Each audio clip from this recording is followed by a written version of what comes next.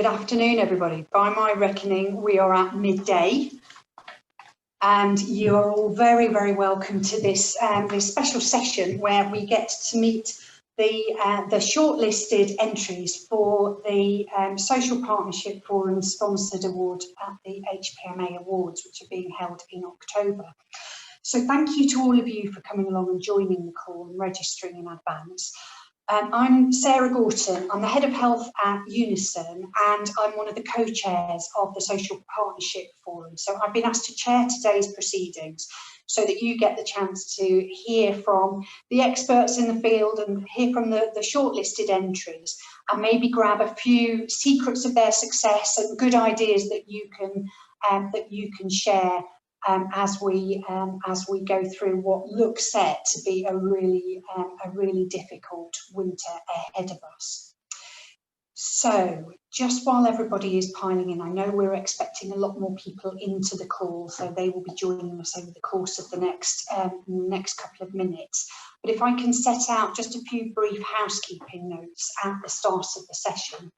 So just a reminder to everybody, the format for today is that we'll be focusing on the people presenting their case studies to us. So if you're not presenting, if you can make sure that you keep your mute button on and switch your video off during the call, unless you are intent on screen bombing everybody. So that will be great. We've got the ability, hopefully, to have a couple of questions to the speakers when they've finished their case studies. So if you can use the chat function, I will try and keep an eye on that so that I can put the most popular questions to our panelists when we get to that, when we get to the question section.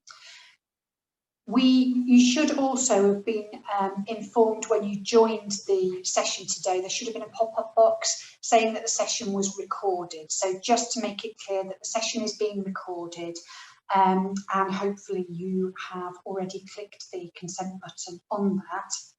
So the format for our session is that we're going to have 10-minute presentations from each of the shortlisted entries, and I'll introduce them and their projects in a second. And we have a very clear finish time, so we've got to be done by 1:10 today. So hopefully, I know that the presenters will all be on cue and will keep to their times, and hopefully we can keep the questions fairly brief as well. There is a Twitter handle that you should have already been notified of to join the conversation, which is at HPMA Awards. So HPMAA, all in capital letters, awards. So hopefully that is all of the housekeeping notices done. Can I just check with colleagues if there's any other housekeeping notices that I've not shared? If you can message me just to remind me, that would be great. But before we start and kick off with the first of our shortlisted entries, just wanted to say briefly how important it is to the work of the Social Partnership Forum that we sponsor these awards. They're an opportunity for us to showcase the work of employers and trade unions working together. And in normal circumstances, that's important enough. But I think what we've seen during the last 19 months is just how valuable those relationships have been. And if you think about what lies ahead of us, the huge backlog of elective appointments that everybody has got to get through, the industrial tension that's been injected into the system as a result of the delay and dithering around this year's pay announcement, the wider changes that staff are going through in their own lives, and the circumstances in which they've been working over the last 19 months. So that all creates an environment where good industrial relations is absolutely crucial. And I think the Social Partnership Forum has an opportunity through sharing your work to really show the benefit of those good relationships. And it's been really difficult to try and maintain the volume of work during the pandemic. I don't need to tell you that. But it's just so amazing seeing these awards as an opportunity to look at all of the non-COVID work that is going on, the business as usual that is going on in the background, that hasn't had as much coverage during the last 19 months as it deserves. So today's a great opportunity for us to learn some tips from the top and to spread some good practice. So we're really proud at the Social Partnership Forum to sponsor the award. Thank you ever so much to everybody who put in an entry, and congratulations to all of the shortlisted candidates that you're going to see today. So on to the main business, and over the next 10 minutes we are going to hear an example of partnership working at its best. And we're going to hear in this example how South West Yorkshire Partnership NHS Foundation Trust built on their spirit of collaboration, joint working and constructive challenge to act as one team. So through the COVID experience, leading through that to support patients and staff, and how blue sky thinking became the norm over that period of time. So I'm really delighted to introduce Lindsay Jensen, the Deputy Director of HR and OD, and Tony Wright, the Staff Side Secretary and Unison Branch Chair. Welcome to you. You've got your 10 minutes to take us through your entries. Thank you. Thank you, Sarah, and it's lovely to see everybody. I think we're going to start off with a video. Joy, please.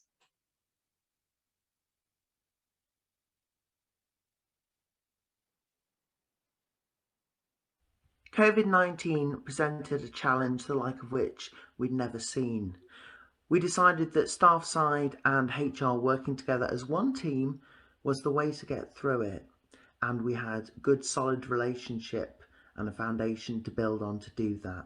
So we had confidence we could do it. Importantly, we wouldn't compromise our respective roles and responsibilities in doing this. All of us were committed to responding at pace to the challenges of the pandemic for the benefit of staff and service users. Staff side joined our Silver Command meeting, and we set up weekly HR and staff side meetings. It allowed us to be flexible and quick in decision making, and we came together as one team and worked really well. Committing time from management and staff side, new policies and guidance could be done in days rather than months. Early resolution roughly halved our disciplinary cases. Joint communication regarding the vaccine led to a stronger uptake. Through the HPM Awards, we're hoping to share this partnership working with other organisations.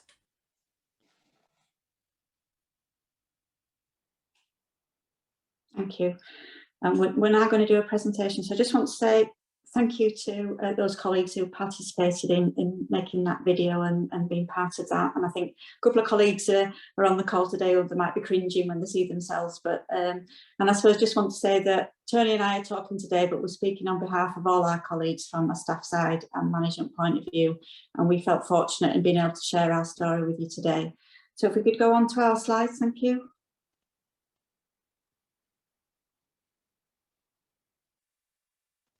So thank you. This is sharing our story of what we've termed as partnership working at its best, because we believed that this is what we've done over the last 12 months and what we've done before. And we just want to share with you how we've done that. So we could move on to the next slide, please. Just for a start, Tony and I are going to be doing this jointly, so we'll each take a turn. So you'll see both of us coming on and talking as we go through the presentation. And then, as Sarah said, happy to take any questions at the end. I think it's really important when we put this slide up that this was what we really believe in, what we really demonstrated, and how we worked going through all the work together, that we're really mindful of the trust mission, but actually everything we did was values based, and actually made sure that everything we did, we had this in the back of our mind. And I think we really demonstrated this as we went through the work together that we're going to talk about in the future. Thank you. Just move on to the next slide. Sure, everybody knows we're all in the midst of the coronavirus pandemic, and for us and everybody else in the NHS and across the whole society, this presented a challenge for us like any other in history. None of us who were working together had ever encountered an outbreak on this scale in our working lives. and we knew we were dealing with a complex and rapidly changing situations. New legislation, guidance and messaging came from the government constantly. Some days it felt like we were having 3 or 4 different messages in one day, and things could change very rapidly, and we needed to be able to respond and do that together to be able to do the best for our service users and staff. And we were really conscious that all through this, that there were staff on the front line, staff everywhere in the NHS, in our organisation, who were supporting those vulnerable patients and carers, and we needed to do the best for those. Thank you. I'll just hand you over to Tony. Next slide, please. Thanks, Lindsay. So you don't need us to tell you about the pressures that we've all been faced with as part of the COVID pandemic. So how did we respond to the pandemic? First thing I would say is there's a lot of information on these slides. Anybody who wants to see the full slides, please get in touch afterwards, and we're very happy to send them, because we're not going to be able to, in the time we've got, go through every single word. From the outset, the trade union, staff side and management, we knew that the only way we could respond to this was to work together as one team. We recognise that HR and staff side have, of course, got distinct roles, but we had different perspectives, and the secret was to think about how we could work around that, come together, work in true partnership to deliver what we needed to do for the benefits of everyone connected to the trust, service users, staff, everyone. We had a fantastic ground base to build on. For many, many years, we've had fantastic partnership working between staff side and the unions. So we were on to a good foot from the start. We got around the table, we started talking about things, and mature and solid foundations gave us that confidence that was needed for us to have open and honest conversations, difficult conversations sometimes, but come together, find solutions. We pulled together, and without that, with that, there's no compromise. We realised we couldn't compromise our position, but we worked together, and it worked really well. Next slide, please. So how did it work? And really important fundamental part of how we dealt with approaching the pandemic was we set up weekly HR staff side meetings. This was prioritised. You don't know, everybody's got very busy diaries, but we realised for this to work, we needed to have regular updates.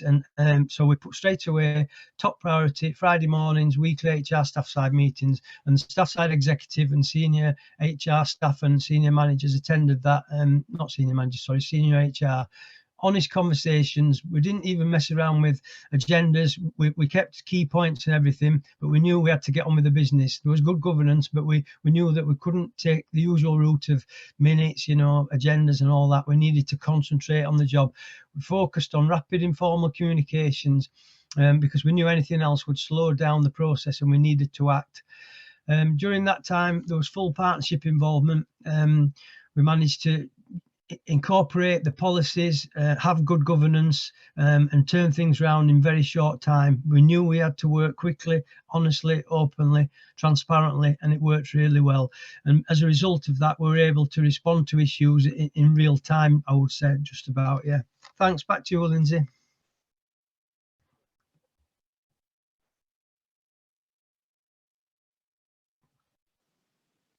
Yeah, so I think, can we go on to the next slide? I think it was, it was how to respond to the pandemic. Sorry, apologies, I'm losing me. Yeah. What did we achieve? Oh, sorry. Are we on the right slide? Just check. So it's slide number 6, please. What specific changes did we make? Thank you. Really, what we did is we had to respond quickly. As Tony said, we moved to a virtual platform using the technology to increase participation and effectiveness. And certainly from my perspective, the amount of people who were able to join those meetings on a weekly basis really increased. People were able to share their voice in a way that we hadn't seen before. We did that, as I say, on a weekly basis. We came together every Friday. People brought their issues and we were able to solve them quickly. Partnership working through management structures up to Silver Command. So in terms of the command and control structure in the organisation, Silver was where a lot of the work was done, and we were able to have representation from staff side on all those meetings. We also were, when we're moving from command into restoration and recovery, staff side involvement was key in those conversations in supporting the work that needed to be done across the organisation. We worked together on risk assessment processes and action planning in partnership. So when we were developing what those risk assessments should look like, how they would land with the staff, how we needed to share that, how we needed to get engagement and buy-in, we did that on a partnership and joint approach throughout. And throughout that, communications that we talked about were coming together from ourselves and staff side, so that voice was one voice all the way through. The one thing that we did, which I think is really unique, we really recognised the voice was needed around staff side and what was needed around the COVID-19. So we actually employed somebody, moved somebody from staff side to be able to work on a full-time basis, which really helped and really improved things. We looked at joint development on new trust employment policies and procedures, and we delivered a light agenda for job evaluation processes. So next slide, please, and it's over to Tony. Thank you. So what did we achieve? And I'm aware that we're coming up to the end of our slot, so I'm going to fly through this. Productivity and efficiency have increased, smarter and more efficient processes for things like policy review, organisational change, a fantastic new early resolution disciplinary process with backed by a just culture that's working really well, which was done together as partnership working. 2 out of 3 engagement scales improved on the Trust's wellbeing at work survey. We worked together on developing, promoting and achieve full engagement in the new risk assessment for all BAME and vulnerable staff. That was just a few things of what we achieved. I think overall was the great partnership working continued, and we've still got that. That's a good achievement in itself, I'd say. Back to you, Lindsay. Yeah, thank you. So I think what was, yeah, if we can move on to the next slide, please. So part of this is about how we sustain this work. What we've done has been fantastic, but what we recognise is we want to continue with this and want to really continue in the way that we've worked. So staff side remain engaged in strategic decision making, and certainly that the sense of from a glimmer of an idea as command structures continue. We're continuing to work on some of the key workforce initiatives such as early resolution, job evaluation and policy development. We're continuing on to weekly, and we're also really looking at how we improve communications of partnership working and showcasing the benefits across the organisation at all levels. And if the final one, back to you, Tony. Yeah, so a few take-home messages, nice little way to display. There's a lot to take away from this. It's gone on for 18 months. We've got some brilliant work, but just a few snippets. Management and unions working together makes for better decisions, policies and slicker processes. I'd totally subscribe to that. Regular high-level conversations allow issues to be anticipated and quickly remedied. A partnership approach leads to a more engaged workforce. We've definitely found that. We can go back to our staff, our members, and say we are talking to management at all levels and we're getting good responses. The approach relies on management and unions fully committing time and resources. You've heard me talking about how we prioritise the weekly staff side HR meetings, for example, something we felt was really worthwhile. I hope you've got that from the presentation we've given you. We believe our model can be easily transferred across organisations and systems. If everybody signs up to it, it can work, and it can work well for everybody. Leadership committing to giving unions a seat at the table leads to true partnership working. We've got a list of things called the commitments when I go to the welcome event and talk to new staff. And what that is a list of all the meetings that staff side are invited to. And we're there at the table, staff side, and that's because of partnership working. It shows that the Trust are fully signed up to partnership working and everybody reaps benefits from it. Thank you. I think it's the next slide, last one, is it? That's the end of our slide presentation, Tony. Thank you. Thanks. Brilliant. Thank you so much, both of you. And there's loads in there that I'm sure people will be really keen to get the detail on the transformation that you've made. What I really liked about it was hearing the emphasis on the recognition and the respect that you had for the different positions, and that although you were working as one team, you recognised that both of you might be coming at an issue from a different perspective. So I think that's really, that was really good to see. I can't see any questions in the chat yet, so if people do have questions to put in there, if they can. But if not, can I just leap in and ask a question about, you talked about the meetings that you had and about how you moved away from formal agendas.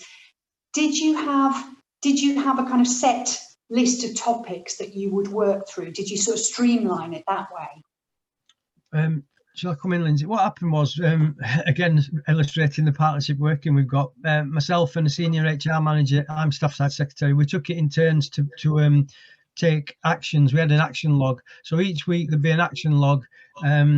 And then the following meeting, you'd carry that over. If things had been actioned, you could take it off the action log. And also important points, if any important points were discussed that weren't actions, they were still recorded. Because we felt it was important to have a paper trail, you know, to show the work we were doing for ourselves as well, to look back on and remind ourselves. So there was some governance, some form of, you know, usual business kind of approach, but not the usual approach. We found that it worked really well. But again, it was all done in partnership and everybody signed up to it.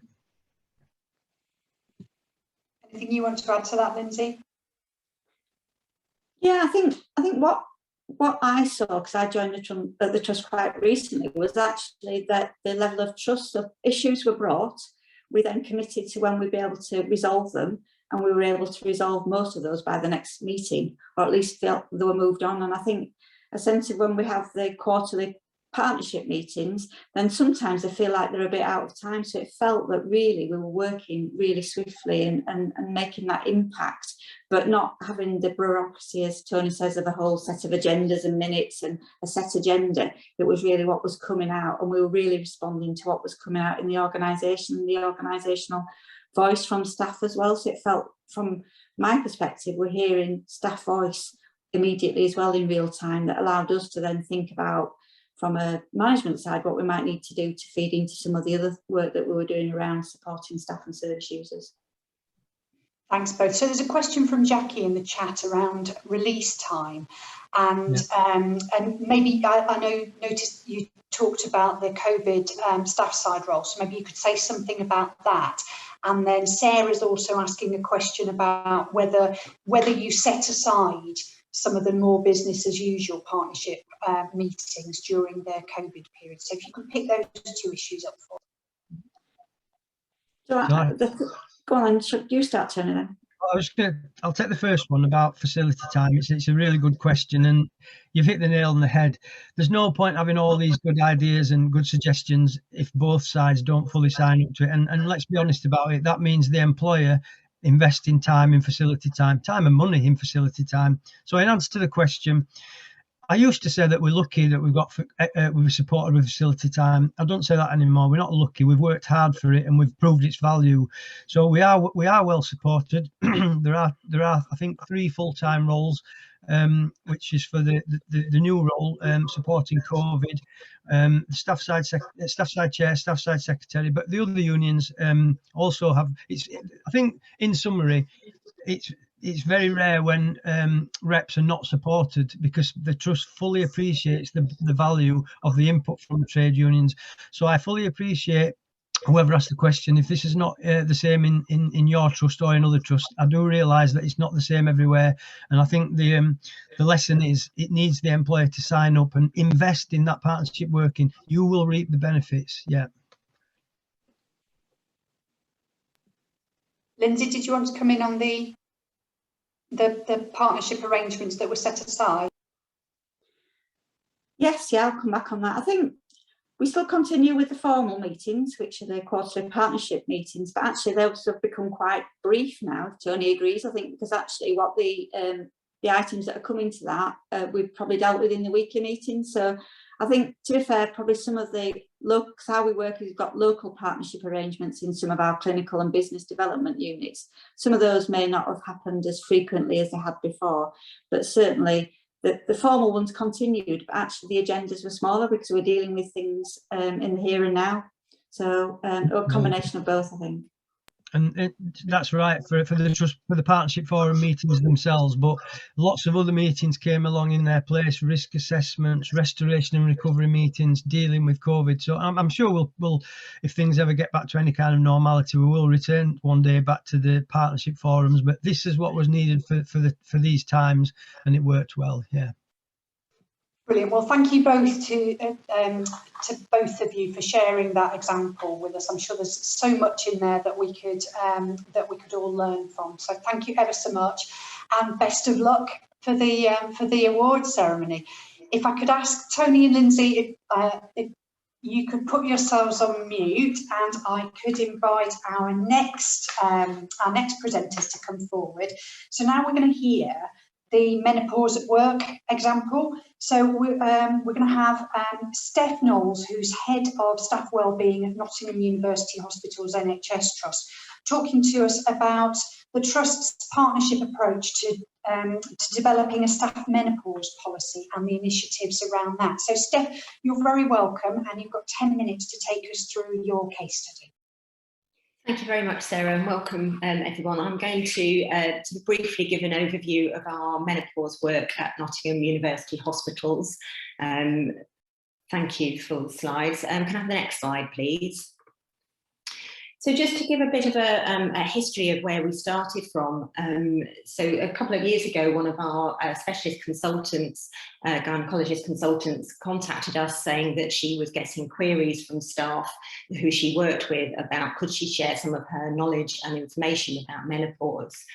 And so we agreed to put that on as part of our staff wellbeing programme, and it quickly became a very popular part of our programme. But as a result of that, so because it started those conversations about menopause, what we started to notice was that more staff were asking questions about menopause, what it was, what they could do about it, starting to share about how symptoms were affecting them in the workplace.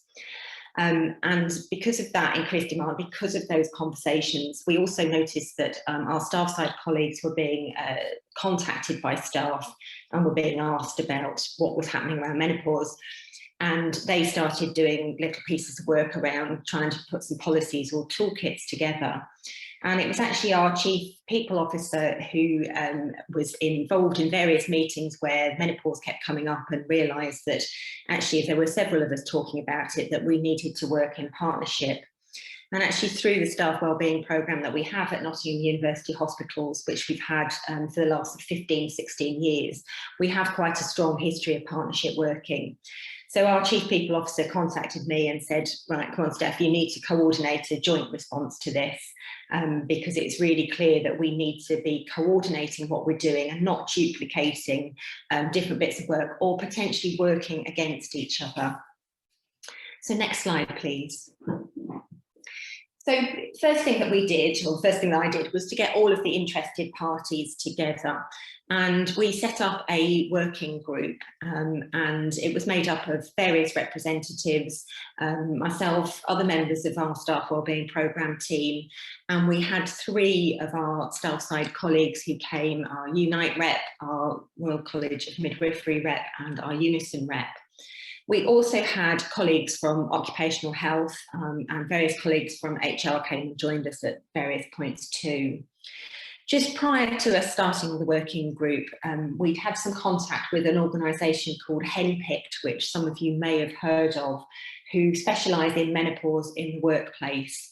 And we'd started to contact them about other workplace menopause initiatives. And because of that, we felt it would be really useful to include them as part of that working group.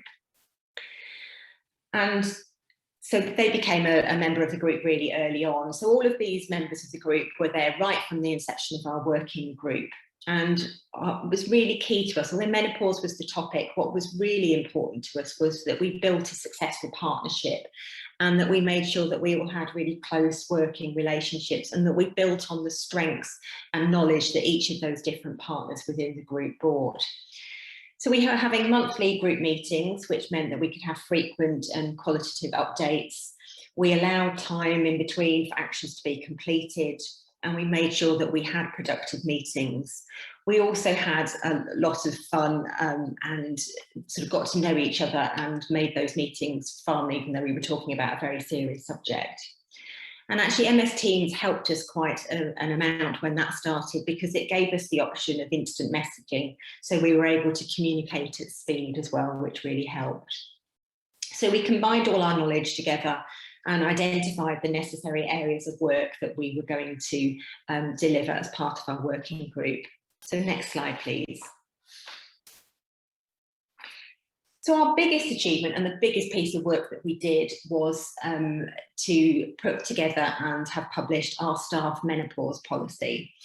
Its full title is Staff Perimenopause and Menopause Policy, because we wanted to make sure that we were including the right language so that people were able to reduce the stigma around talking about menopause and to understand the different stages that were involved. So to achieve our policy, to put that together, we spent some time analysing our sickness data, but also looked at anecdotal data from our occupational health. And this is where our trade union colleagues' information came in really, really helpful, particularly around where they were representing colleagues in perhaps capability hearings, where it became quite quickly apparent to them as trade union reps that actually what the colleague might be experiencing was menopausal symptoms, rather than necessarily the workplace issues. We also looked at our staff demographics, and like a lot of NHS trusts, we have a very high female population. Around 76% of our staff are female. And again, like a lot of organisations, we also have an ageing population, which meant that an increasing number of our staff were likely to experience menopause during their working lives.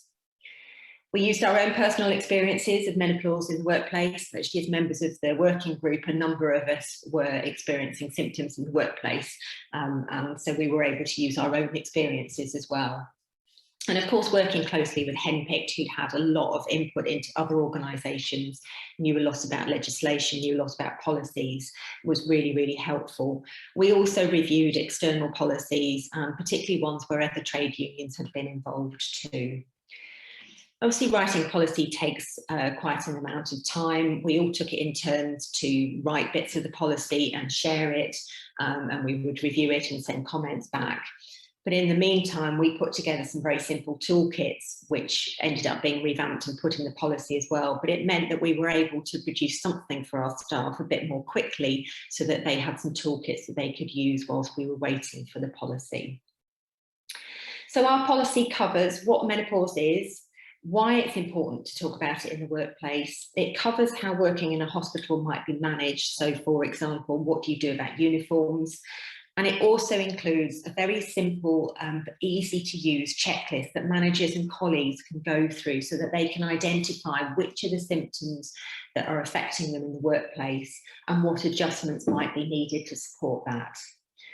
But we've also made it very much that it's not just about what a manager needs to do, it's also recognising that our colleagues have some responsibilities and some control as well over what they can do around their own well-being. So some of the toolkits we've included have been around how to have a good conversation with your GP and your line managers, as well as ways in which you can help yourself and signposting to resources that are available. Next slide, please. So once our policy got published and was approved, and it went through our policy approval processes very quickly, and people were very, very welcome to have that policy. There was no contention around it. And I think, again, that was a strength of having written it with our staff side colleagues. So to launch our policy, we held a virtual menopause conference in October 2020. We had been planning a fantastic in-person one, which had to change sort of quite at the last minute. But we asked our Chief People Officer to open the conference, and we held 2 sessions as part of that conference, one which was for colleagues and one which was for line managers.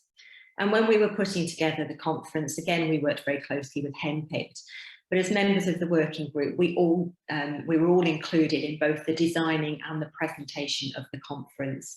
So again, we could use all of our different areas of expertise, but to make it really clear across the organisation that it very much was a joint initiative.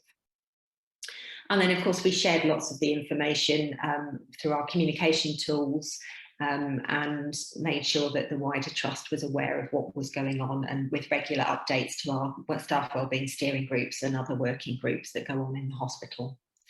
So next slide, please. Of course, it's no good just having documents. They end up being a bit dusty, sitting on a shelf, or a virtual shelf in this case. So we need to make sure that the document was live, it was real, and that it was used. And as I said, we've had a staff wellbeing programme at NUH for quite a considerable amount of time. So all the menopause work programme. So following on from the conference, we recruited and trained a number of menopause advocates who are now running regular menopause awareness sessions. They also run peer support sessions for staff who are going through the menopause, which provides a safe space for colleagues to come together and share their experiences. We also offer very brief one-to-one sessions where we can give information to colleagues if they're not able to attend the organised sessions. And for us, it was really important that we trained male advocates too, because we wanted to recognise that menopause affects everyone. So that's regardless of your gender or your age. We know that it affects everyone at some point in their lives in some way. So alongside our policy and the menopause advocates and those awareness training sessions that we do, we have continued to run our consultant gynecologists menopause awareness session, but we've built on the health promotion side of it and that lifestyle advice and support that we can give to our colleagues. And we now run sessions which include our Eat Well for Menopause with our staff dietitian. We do mindfulness for menopause sessions, and we have a staff physio who provides pelvic health and menopause sessions, all of which have been really, really popular. And then alongside this, we have our ongoing staff wellbeing programme, which offers other support for lifestyle changes that people might want to make, such as weight management groups, physical activity opportunities, emotional support, and sessions such as living well with anxiety. So it's really boosted the amount that we can offer to our staff. So next slide, please.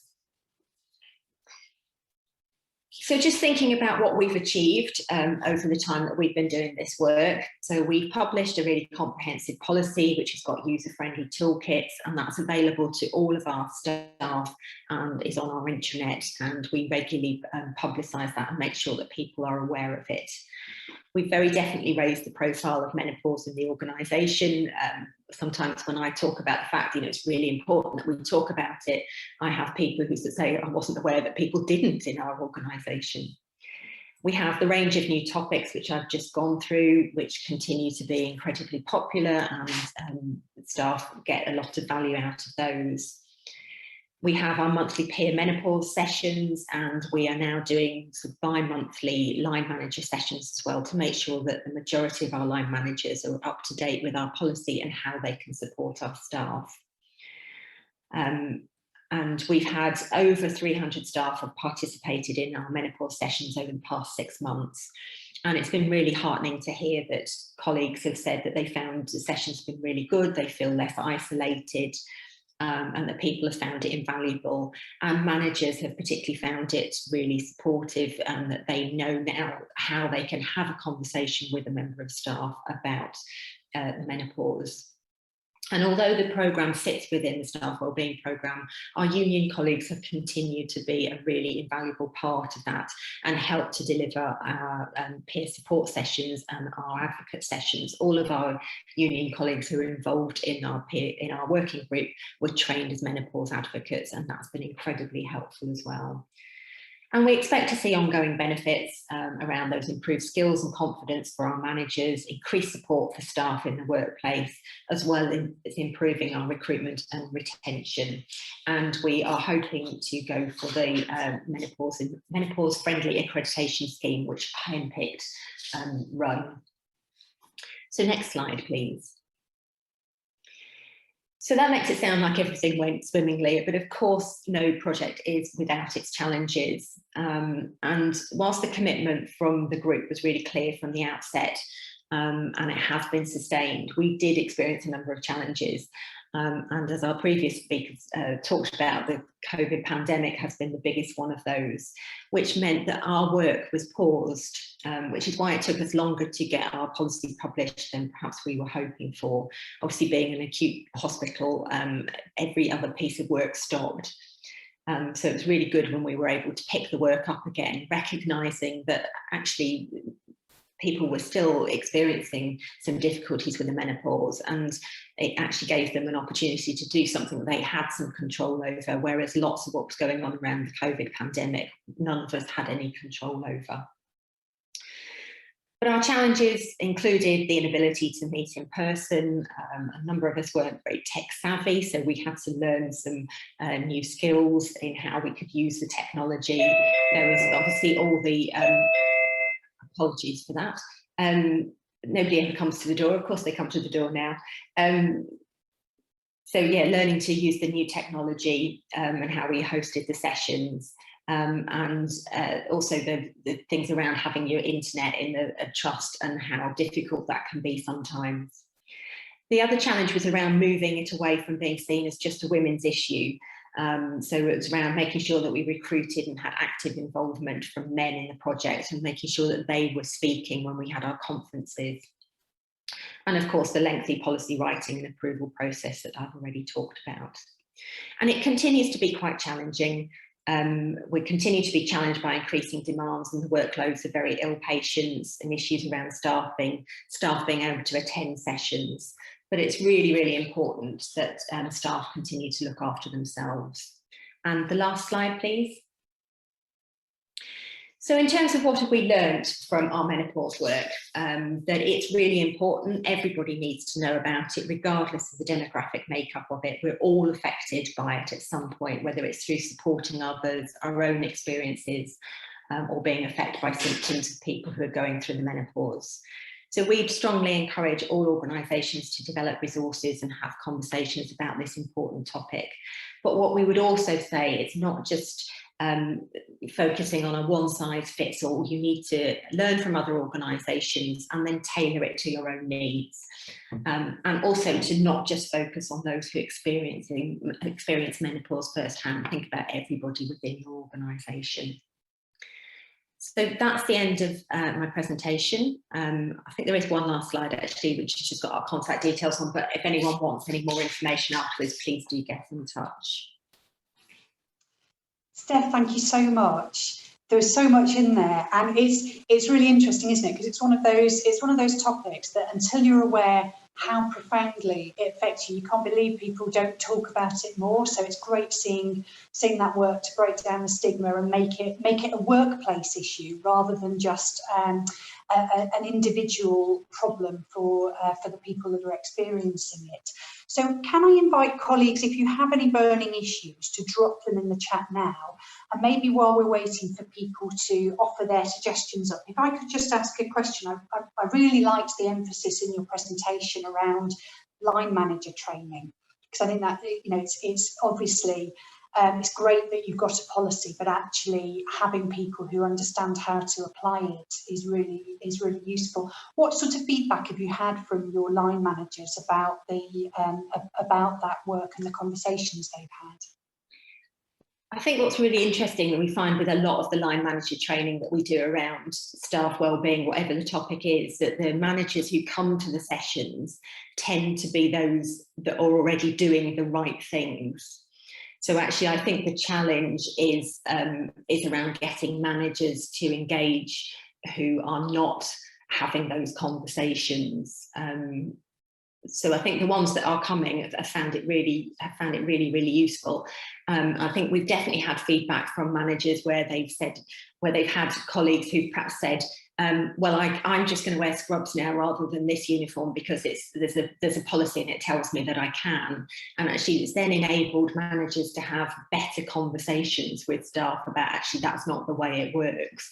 Or equally, it's worked the other way around as well. And we've had managers say, we just didn't know how we were going to support this person. And I think the other thing that managers have found really empowering is the idea that it's okay for them to ask that colleague what they're going to do for themselves, that it's not just about what do I have to do as a line manager. It's about that individual taking some responsibility, you know, that you can say to them, you know, have you seen your GP? Are you going to make an appointment? That would be a really good idea for you to think about what you can do. Thank you, Steph. And we've got a request in there. So there's your contact details have been put in. So Anne, if you want to use the address in there to follow up with Steph afterwards. Donna is asking us a question around what the monthly sessions involved and who's involved in those. So I presume that means the peer support sessions. So we keep those as quite informal, and we have our menopause advocates are sort of trained to facilitate those conversations, and it's we use MS Teams, and it's a virtual space, and our facilitators will sort of kick off that session with you know, how is everybody? Has anyone got anything they want to share? They might share something that's gone on for them over that month in relation to menopause, and then just sort of open it up. And it depends on who comes to the group, but we make sure that it's around support and information and guidance, and it's not about prescribing. So it's not about saying to somebody, right, you must go and have HRT, or you actually don't take HRT, that's really dreadful.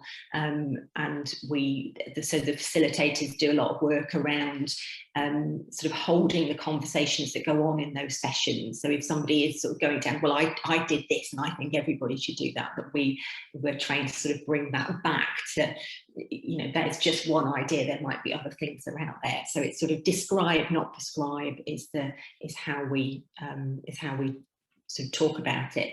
And then in terms of the kind of awareness sessions, the advocates have, we did the HPMAAwards train the trainers for the advocates, which I sound like I'm a big, I'm selling HPMAAwards, but they are really good if anybody does want to get in touch with them.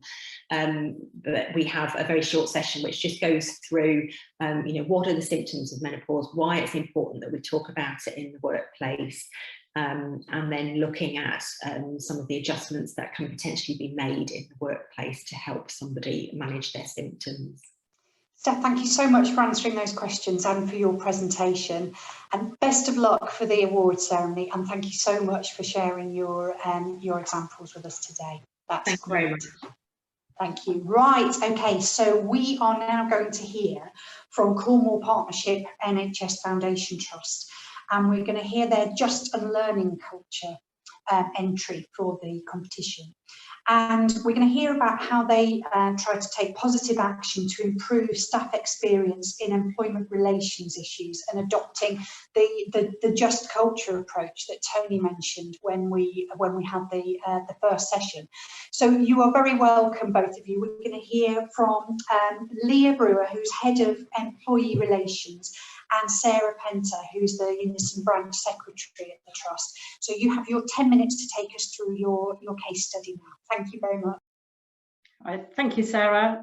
Sorry, obviously, in the current situation, we're both sitting closely together, so it was wiser, therefore, for us to be wearing masks.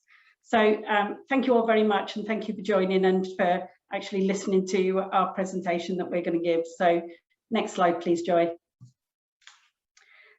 First one, back one. One people, that's it. So what triggered us to actually look at this? There were a few things that happened. So we had two organisations that merged together that actually we quickly identified that we had very different ways of working. And we kind of just tried to get muddled through, I suppose is the best way to describe it. But when I look back now, it wasn't the best way of us actually handling our employment relation issues. So it started then in 2019, where our Director of HR and OD attended a regional social partnership forum, as you can see. She came back talking about just culture. We've got to look at this, got to look at it. I was quite new into this role, so it was, yes, okay, it's on my to-do list, But at the same time, we were also getting a lot of comments being made by our trade union colleagues around the way that staff were being treated during disciplinary matters. And I actually experienced a particular situation myself where I started to kind of question what we were doing, how we were doing it, and why we were doing it. Next slide, please. So we decided that we were going to make a change. We felt that we had the ability to. It was very much based around our employment relation processes, but we wanted to focus on our disciplinary because that was the area that we felt that we were all deeply concerned about what was going on. So the first things we did, we knew we were going to need to get our trade union colleagues to actually work alongside us with this. So we listened to their concerns. We knew that we had to change things. Over time, we have done some training, and actually our trade union colleagues have participated in that.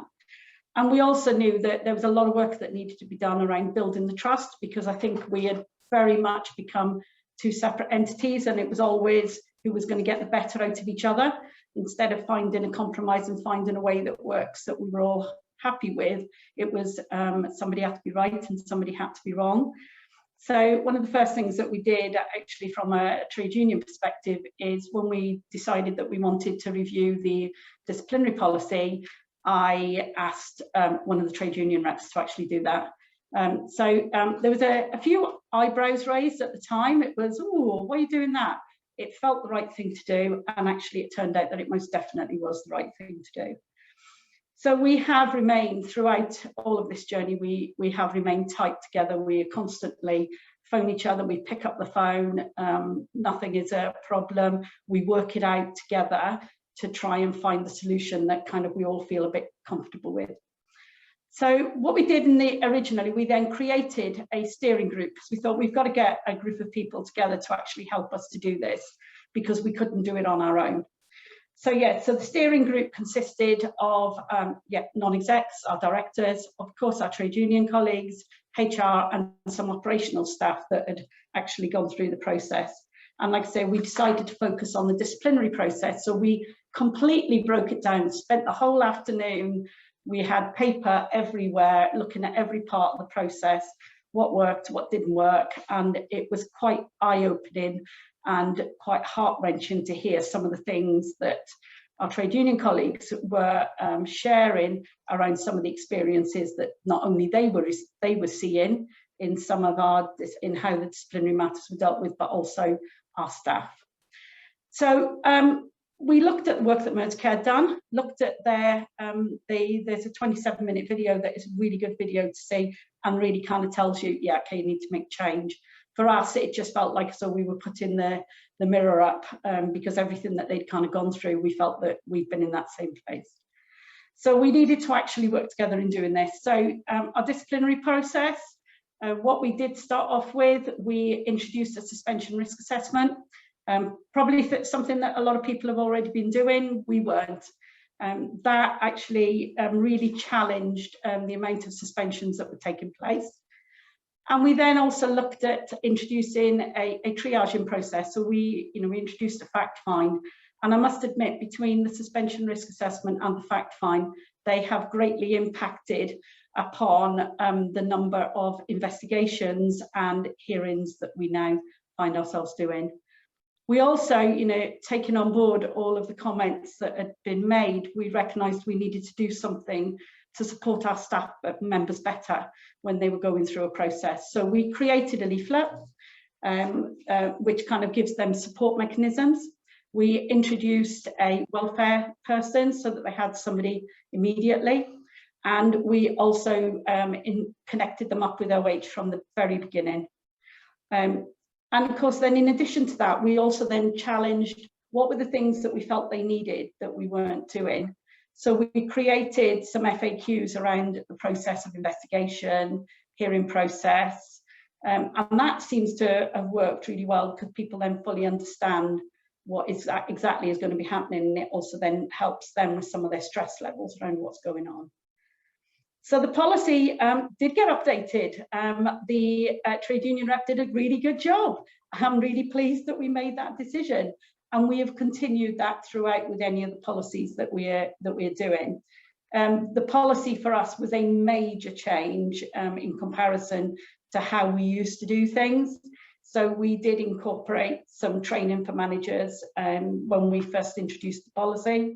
And we've done follow-on sessions of that as well, in addition then to doing coaching sessions for individual line managers as they need them. Next slide, please, Joy. So I'm not going to spend too much time on this, but this actually, what I'm hoping will just show you in a bit of a nutshell, the outcomes that we have found since actually changing the way that we were working. So if you just look at the bottom line, that was our starting point. 2018, as you can see, was not a good year for us. We had 24 suspensions. When I look back now, it's, oh my goodness. And we had a high number of no cases to answer from investigations, even from hearings. and we were constantly warnings, dismissals. We worked in a way where if there was a suspension, then it was deemed that it was automatic that it was going to be investigated, and it was automatic that it was going to a hearing. And at one point it was automatic that you were likely to be looking at dismissal. And I think all of the steps that we've introduced in the meantime have really challenged all of that. So where we are now is, even though we get the similar sort of number of issues that are raised, and please don't be frightened by the number of cases that's on here. We have a case management system, so a case does not mean a formal case. We have hardly any cases now that go to formal action. So what you will find now is that no cases to answer are identified very early on in that initial fact find. And so we have hardly anything that is investigated. And from a hearing perspective, I think we've probably had 2 hearings this year so far in this current financial year. So up until March, obviously we'd issued a warning. We had deregistered a couple on bank, but as you can see, a lot of our time then is spent on informal. So we try to actually preempt. So we try to resolve some of the issues at the earlier stages rather than taking us to the more formal stages where we end up losing people. So overall, we've retained more people, improvements are made to performance, and I'm proud to say that our last appeal due to disciplinary action was July 2019. Next slide, please, Joy. So what I was then wanted to look at, okay, so the sustainability of our project. So I broke this down, we broke this down into 2 aspects, because there's 2 aspects here. One is about partnership working, and one is about restorative just culture. So from a partnership working perspective, yes, we regularly contact each other. We quite often phone each other up. Can I just have a chat? Can I talk through something? We would never have done that before. We would always be afraid of kind of having those open conversations. I think the trust between us now is just, it's quite unique. And it's lovely that I can just pick up the phone to Sarah and just say, can I chat something through? And between us, because ultimately what we want is to get to a place where actually it really does work for the organisation. It's not about everybody being on opposite sides. It's about what we can do together that is better for the organisation. Obviously, COVID hit and affected all of us, but I think for us, it made us stronger. We introduced immediately, because we knew that we were going to need to be working closely together. So we immediately put in place a daily call. So not long, probably an hour to start off with. And then that started to slip down to half an hour. Very informal, but it was here and now. This is what's happening now. This is what we need to talk about. And that would be both sides. So, management would be raising things that were coming up, changes that we needed to be looking at quickly. And obviously our trade union colleagues would be raising, actually, this is how the staff are feeling. These are the questions they've got. We work together to do with FAQs. So those daily calls then, obviously, as things started to settle down and become business as usual, and we changed that to twice a week. We have maintained that. And every now and again, we'll have the conversation around, do we want to keep that going? And we all get a lot out of those informal meetings. So we continue with that. So that works. And from a restorative just culture perspective, then we have continued with all the other HR processes. So we're constantly reviewing and obviously sharing our learning with the region, in that we've done regional, we've been on the regional SPF, and actually we do as a region talk with each other as colleagues around what each other are doing. So we do feel that that is being shared. Next slide, please. Nearly there. So lessons learned. So some of the things that we've learned from this, actually in policy review, we clearly identified that actually there's such an importance of the language that is used. So our disciplinary policy that we updated from the review we did, we're updating again now. We're reviewing it again. It's constantly under review. So yeah, we're looking at it with the eyes of, could the language be, be better, more proactive rather than kind of reactive.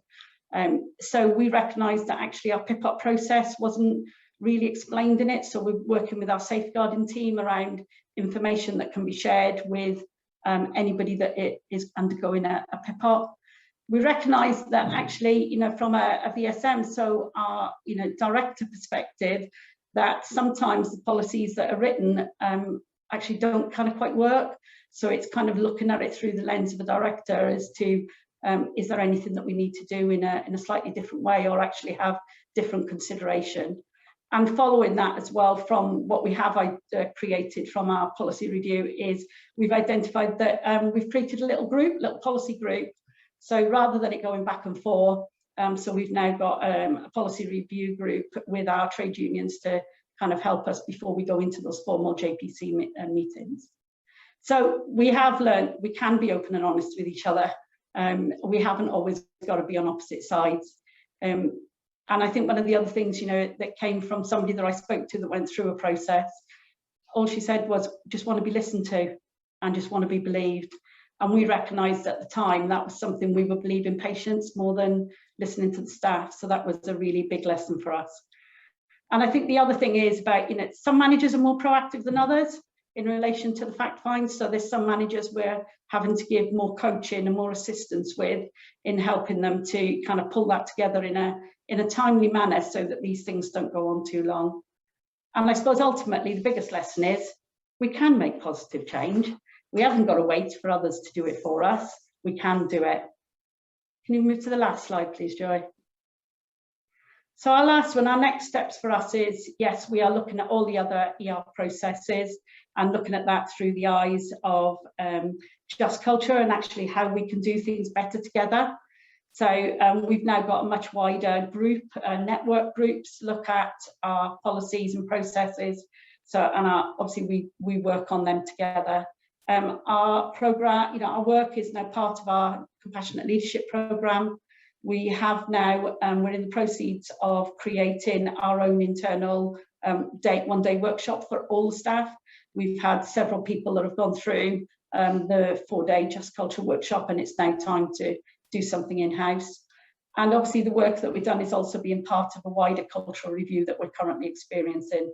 And I think the biggest thing for us at the moment is we're seeing quite a change, whereas this is up till now, it's all been led from ER processes, because it was an area we could control, we could own, we could do something with. But now the board and the rest of the trust is really interested in the work that we've done. And I'm sure it's going to continue. And like I've listed a couple of areas that are really kind of interested in adopting some of the ways of working. Anything you want to add? Well, it was a question that popped up earlier on, and it's a question that we've quite often brought up, and the theme of this is around the facilities time.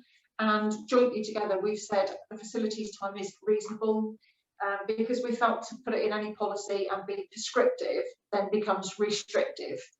So that's been quite a major part of the glue in the working together partnership, whereby we take what time is reasonable, and I think that's shown how we've gained what we've gained in the time and putting into all those policies and getting them changed and updated.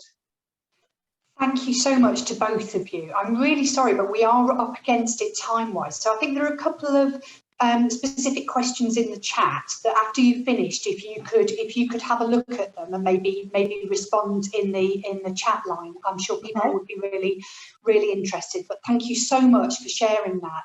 In 2017, we showcased through the Social Partnership Forum the Merseycare Just in Learning work when they first started it. So it's brilliant seeing it spread so far. So fantastic. Thank you both ever so much for coming and sharing your project with us. So now we are going to move on to our final example today.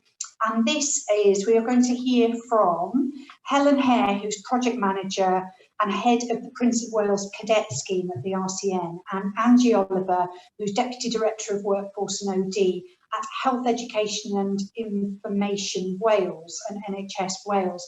And you're going to talk us through your project on the Nursing Cadet Scheme in Wales. So welcome, and over to you for your session. Thank you. Can I just check that you can hear me first of all? Fantastic. Okay, so my name is Helen Hare and I'm the project manager for the scheme. I'm just going to share my screen a second, and I wonder, Angie, if you'd like to introduce yourself while I do it. I will. I'm Angie Oliver. I'm Deputy Director of Workforce and OD at Health Education and Improvement Wales, and I just wonder if someone could turn my video back on, please, because it was turned off centrally and I can't do it from this machine. Don't worry if you can't. Oh, Are we good to go? there we go. Thank you very much. Fantastic. Okay, so I'm delighted that we're both here as finalists. You're going to be hearing from both of us today. So if you hear two different voices, don't panic. Okay, so I wanted to start off to give you an overview of how the scheme came about. And it was as a result of the RCN acknowledging a shortage of nurses and healthcare professionals. And that acknowledgement then became a vision, and a shared vision with our Chief Exec and General Secretary at the time, and with His Royal Highness the Prince of Wales. And through collaboration with HPMAAwards, there was sort of an agreed mutual interest to support the scheme. So in addition to that, the title of the RCN Prince of Wales Nursing Cadet Scheme was bestowed on us by Clarence House. So our partnership with the HPMAAwards has allowed the scheme to be funded and almost sort of shaped and guided, really, which led to the pilot phase, which in turn assisted us engage with the health boards and trusts right across Wales. And this was really key to the success of the nursing cadet scheme, because it meant that all nursing cadets then had not only the opportunity to learn, but the opportunity for an observational clinical placement. Based on the success of the Wales rollout, the scheme has now moved across the border, and we've been successfully running for the last 6 months in England, and we launched in July this year. And HPMAAwards has committed to support the scheme for the next 3 years, which we're really grateful for. And this will enable us to have a full review of all our materials, support, for example, cadet travel expenses, fund their uniforms, and allow us to run another 10 cohorts in the next 3 years in Wales. So the scheme is offered to young people who are already part of a uniformed organisation, which was part of Prince Charles' vision. So they're 16 to 25. And the initial pilot stage was developed and delivered by the RCN project team in conjunction with the Army Cadet Force Wales. So that's where we started. And then from that, the curriculum was enhanced, the workbooks were created, and facilitation guides, portfolios were then created. So over to you, Angie. Thanks, Helen. So Health Education and Improvement Wales is the statutory body for workforce education and training in Wales for the NHS. So it's similar to HEE in a way, it's the sister body. And this programme we see as a really key element in delivering our future workforce. So we're able to provide the interface into NHS Wales in partnership with the RCN, and we're really pleased to be able to support this both financially and with that partnership working. And we're able to help have the engagement with other cohorts, with future cohorts. So I guess we came into this project just before COVID-19, but obviously that then quite dramatically affected the initial plans.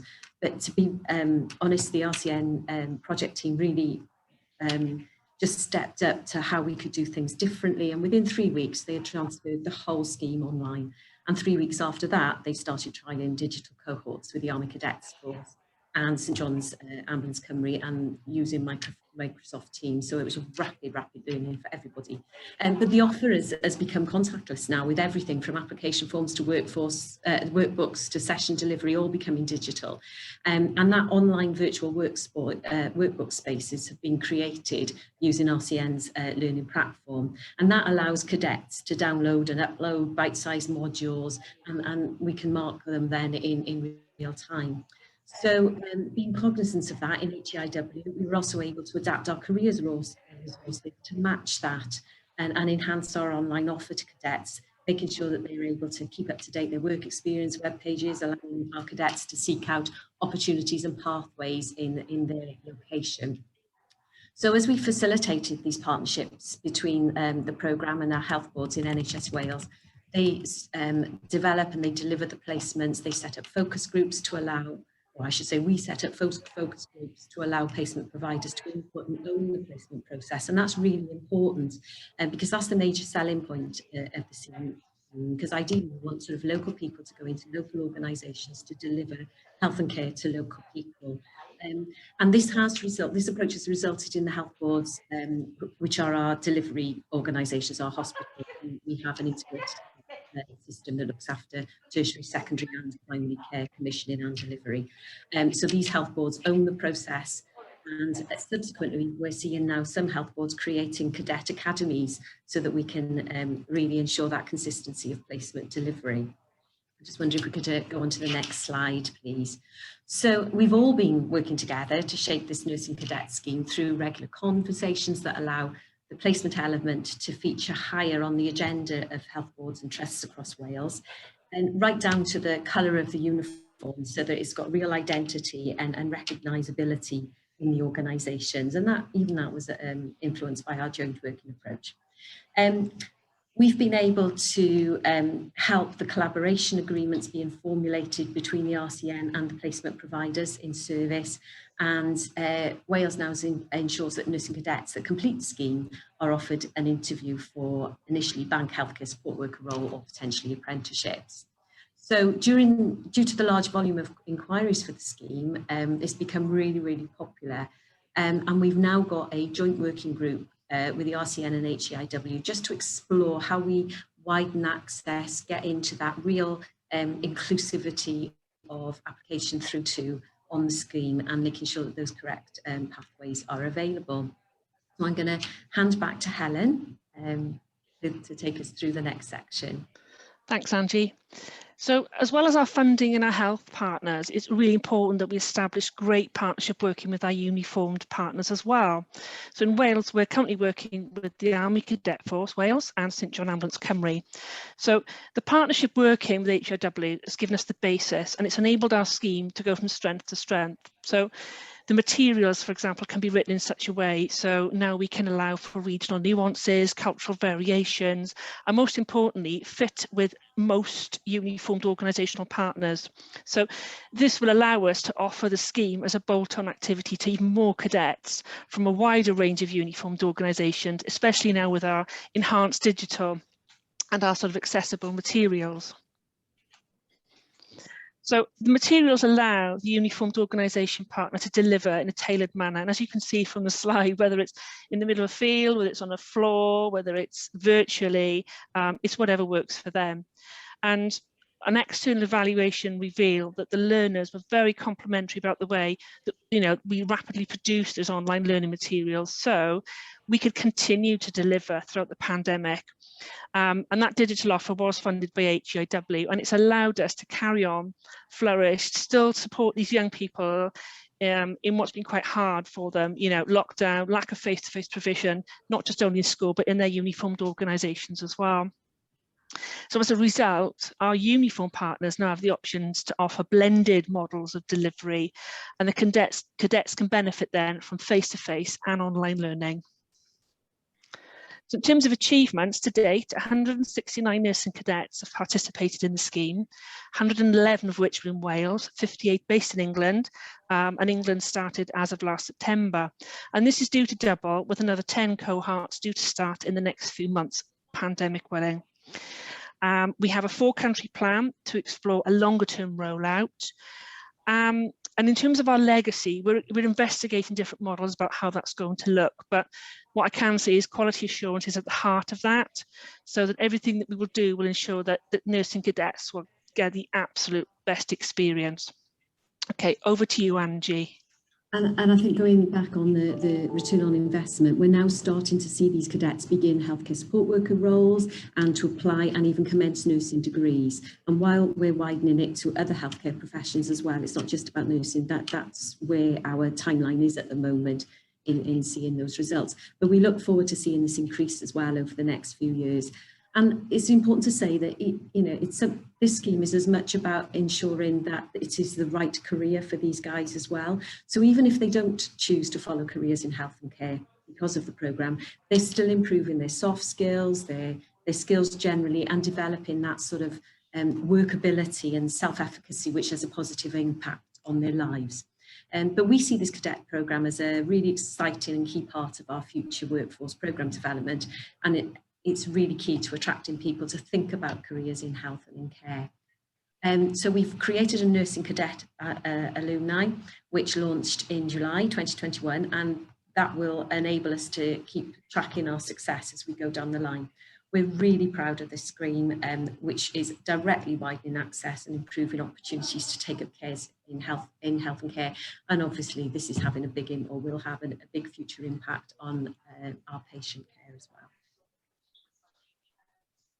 Thanks, Angie. So in conclusion, we've not only seen the cadets grow in confidence and resilience, but so much so that some of them are now actually volunteering and giving back to the scheme. So some of them becoming cadet ambassadors, so they're helping to promote their scheme locally.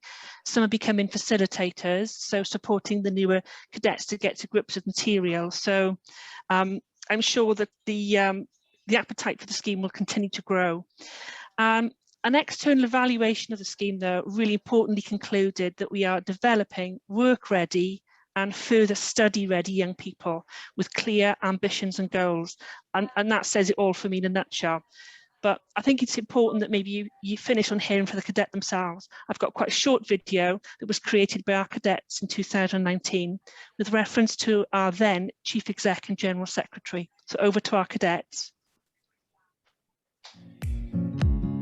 If you are interested in a career in health and social care, then this could be the course for you. Royal College of Nursing Prince of Wales Nursing Cadet Scheme will give you a massive insight into the health and social care world. Alongside specialist staff and enthusiastic individuals, you will get the chance to explore potential career opportunities.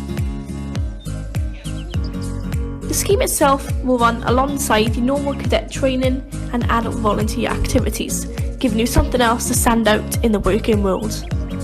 The age range for this scheme is 16 to 25 years. There are a broad range of lessons in different subject areas such as dementia care, aggression prevention, study skills and equality, which will supply you with the knowledge and skill base to move forward into a health and social care job. You will also learn practical skills such as first aid and manual handling.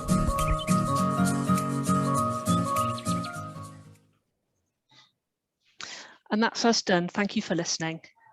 Thank you. Thank you both so much. Gosh, I feel old looking at that picture of all of those young faces. It's so nice to see so many people coming into the service, especially when we know so much about the gaps in every area of nursing at the moment.